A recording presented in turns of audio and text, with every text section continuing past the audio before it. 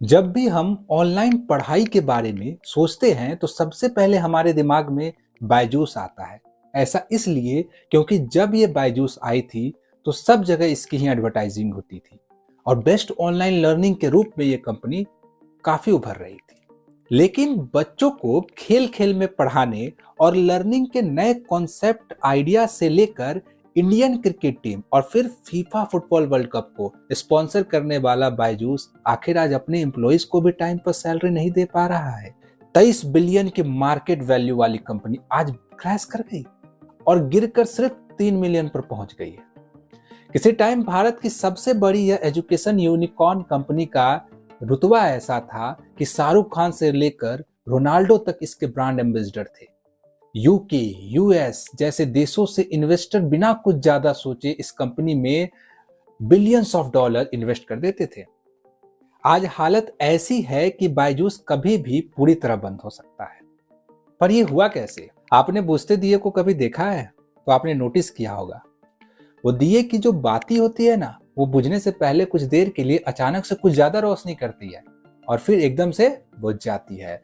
बायजूस के लिए साल 2020 भी कुछ ऐसा ही रहा।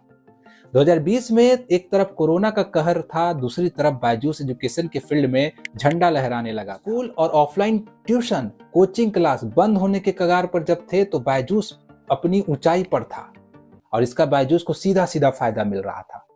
कंपनी की वैल्यूएशन 85,000 करोड़ तक पहुंच गई थी। बायजूस ने इस मौके को बेखूबी से भुनाया और कई स्टार्टअप शुरू भी कर दिए। बायजूस ने Aakash institute, I robot tutor, HashLearn, white hat junior, Toppr जैसी कई कंपनियों को खरीद लिया।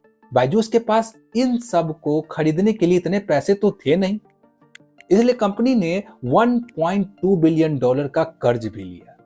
बायजूस ने सोचा कि अपने टक्कर की हर कंपनी को खरीद लो जिससे कि मार्केट में उसका कॉम्पिटिटर ही ना रहे। लेकिन लॉकडाउन तक तो बायजूस की खूब कमाई हो रही थी। बायजूस ने सोचा कि उनका हनीमून पीरियड्स अब हमेशा ऐसा ही चलता रहेगा, लेकिन वक्त को कुछ और मंजूर था।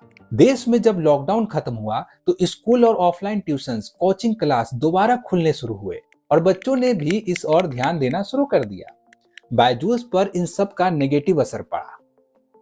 बच्चे कम होने लगे, बायजूस की इनकम भी कम होने लगी और एक समय ऐसा आया कि कंपनी की मंथली इनकम 30 करोड़ तक गिर गई, वहीं खर्च 150 करोड़ तक पहुंच गया। ये तो वही बात हो गई, आमदनी अठन्नी और खर्चा रुपया। ऊपर से लोन का झंझट बढ़ने लगा। 18 महीने तक तो कंपनी ने अपने फाइनेंशियल ही जारी नहीं किए।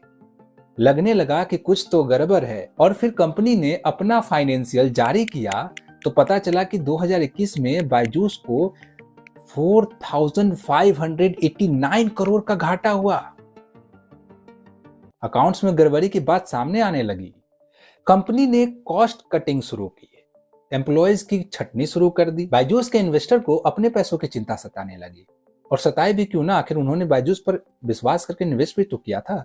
फिर ईडी ने बायजूस के फाउंडर रविंद्र के ठिकानों पर छापे मारे। आइए थोड़ा बायजूस की शुरुआत कैसे हुई थी अब इस कहानी को देखते हैं।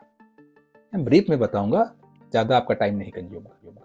एक कहानी शुरू होती है केरल के कोझिकोड से, जहां रविंद्र और शोभनवल्ली नाम के एक कपल रहते थे। दोनों ही प्रोफेसर से टीचर थे। उनका एक बेटा हुआ, नाम रखा गया बायजू। चूंकि माता पिता टीचर थे तो जाहिर है बच्चे के एजुकेशन पर स्पेशल फोकस रहता ही। सो ये तो हुआ ही। बाद में बायजू हायर स्टडीज के लिए विदेश चल गए। 2003 में देश लौटे तो एमबीए की प्रिपरेशन कर रहे, अपने दोस्तों को पढ़ाया। फिर खेल खेल में उन्होंने भी एमबीए की परीक्षा दे डाली और नंबर आया 100%। फिर साल आया 2007, तब तक बायजू पॉपुलर होने लगे थे। स्टूडेंट इतने की ऑडिटोरियम भी कम पड़ने लगे। 2009 में बायजू ने 9 शहरों में ऑफलाइन क्लास देना शुरू कर दिया। 2011 में क्लास 1 से 12 के स्टूडेंट के लिए खुद का एक लर्निंग ऐप शुरू करते हैं, थिंक एंड लर्न। शुरू में ऐप पर फ्री में वीडियो आने लगे। जब उनके कॉन्सेप्ट स्टूडेंट को पसंद आने लगे, इसके बाद तो पेरेंट्स ने अपने बच्चों के बेहतर भविष्य के सपनों को बायजूस के साथ ही एक इन्वेस्टमेंट फी के साथ जोड़ दिया। स्टूडेंट्स, पेरेंट्स और इन्वेस्टर के विश्वास और प्रेम में सराबोर इस कंपनी फिर 2015 में बायजूस ऐप लॉन्च करती है। फिर तो देश विदेश के इन्वेस्टर आते गए और कंपनी बढ़ती ही चली गई।